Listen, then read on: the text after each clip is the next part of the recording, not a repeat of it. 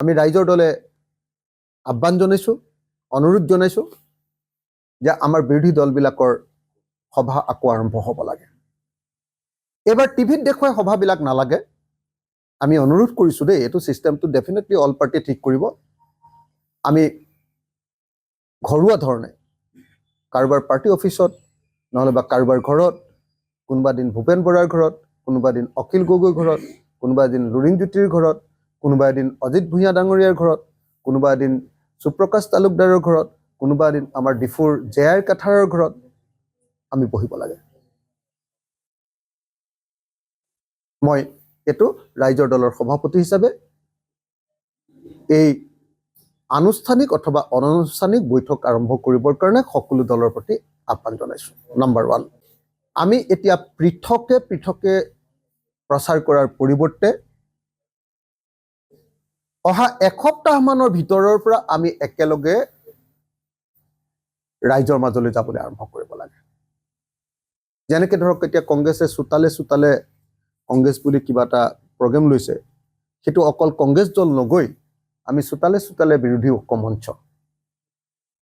বা যিকোনো এটা প্ৰগ্ৰেম দেই, মই উদাহৰণটোহে দিছোঁ, তেনেকৈ আমি আগবাঢ়িলেহে আমি 2026-ৰ কাৰণে গোটেই মানুহৰ মাজত কনফিডেন্স বিল্ডিং কৰিব পাৰিম, মানুহৰ মাজত বিশ্বাস আৰু আস্থাটো আমি গঢ় দিব পাৰিম।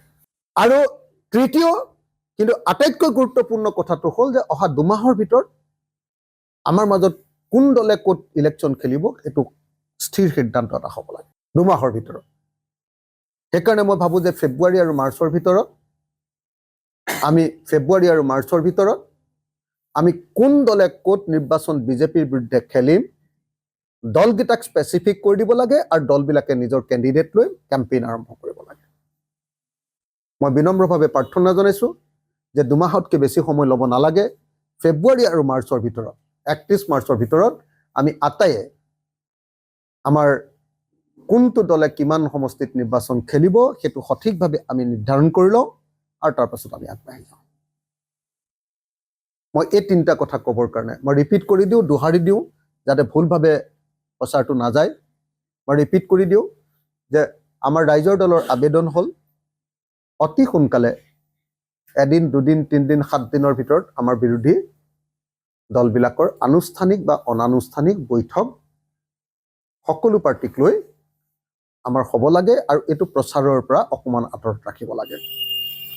2 নম্বৰ, আমি পৃথকে পৃথকে অভিযান চলোৱা বা মানুহৰ মাজলৈ যোৱাৰ পৰিৱৰ্তে আমি বিৰোধী ঐক্যমঞ্চ হিচাপে ঐক্যবদ্ধভাৱে আমাৰ অভিযানবিলাক আৰম্ভ কৰিব লাগে।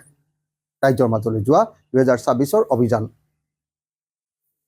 আৰু তৃতীয় বস্তুটো হ'ল যে আমি অহা 2 মাহ অৰ্থাৎ ফেব্ৰুৱাৰী আৰু মাৰ্চৰ ভিতৰত এই 2 মাহৰ ভিতৰত আমাৰ কোন দলে ক'ত নিৰ্বাচন খেলিব তাৰ তালিকা আমি সম্পূৰ্ণ কৰিব লাগে, যাতে আমি বিজেপিৰ বিৰুদ্ধে যুঁজিবলৈ যথেষ্ট সময় লাভ কৰিব পাৰোঁ। এই 3টা বিনম্ৰ আহ্বান জনাবৰ কাৰণে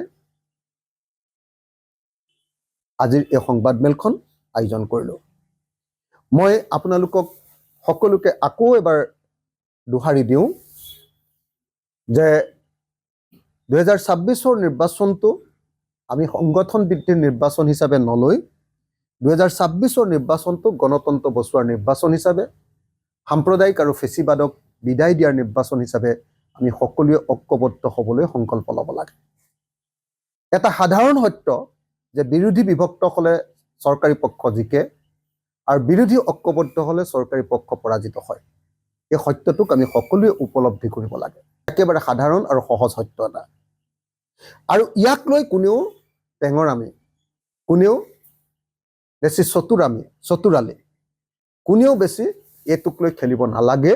আমি সকলোৱে মিলি আহক এইবাৰ বিজেপিক পৰাভূত কৰিবৰ কাৰণে ঐক্যবদ্ধ হওঁ।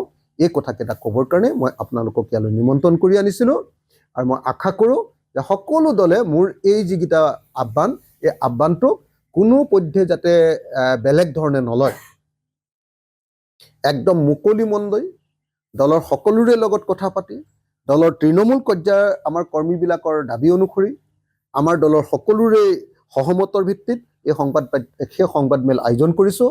আৰু এই সংবাদমেলৰ জৰিয়তে আজিৰ দিনটোৰ পৰাই আমি একলগ হ'বৰ কাৰণে কথাবিলাক আৰম্ভ কৰিব লাগে বুলি আহ্বান জনাইছোঁ। দিনৰ সময়সীমা দিছোঁ, মানে আমাৰ মাজত যোনে কাজিয়া লগাব খোজে তেওঁলোকে কৈ দিয়ে যে অখিল গগৈ আমুকটো চৰ্ত দিছে, অখিল গগৈ এনেকুৱা সময়সীমা দিছে। মই কি কৈছোঁ, যদি 2026 চনত নিৰ্বাচনত সঁচাকৈ জিকিব লাগে, অহা 2 মাহৰ ভিতৰত আমাৰ কেণ্ডিডেটবিলাক কোনে ক'ত খেলিব তাৰ তালিকাখন তৈয়াৰ হ'ব লাগে। এইটোতো কোনো চৰ্তই নহয়, এইটো কোনো সময়সীমাই নহয়। এইটো মোৰ বিনম্ৰ আহ্বান যে এইটো কৰিলেহে আমি জিকিব পাৰিম। কিন্তু সেইটোক মানে আমাৰ মাজত কাজিয়া লগাবৰ কাৰণে কি কৰে, আমাৰ সময়সীমা, আমাৰ চৰ্ত এনেকে বুলি নিউজ কৰি দিয়ে। এইটো একদম যোনে এইটো নিউজ কৰে নহয়, সময়সীমা চৰ্ত যিটো দিয়াই নাই মই, সেইটো বুলি নিউজ কৰি দিয়ে, তাৰ অৰ্থটো হ'ল যে আমাৰ মাজত কাজিয়া লগাবলৈ কৈছে, চৰকাৰী পক্ষৰ হৈ আমাৰ লগত কাজিয়া লগাব।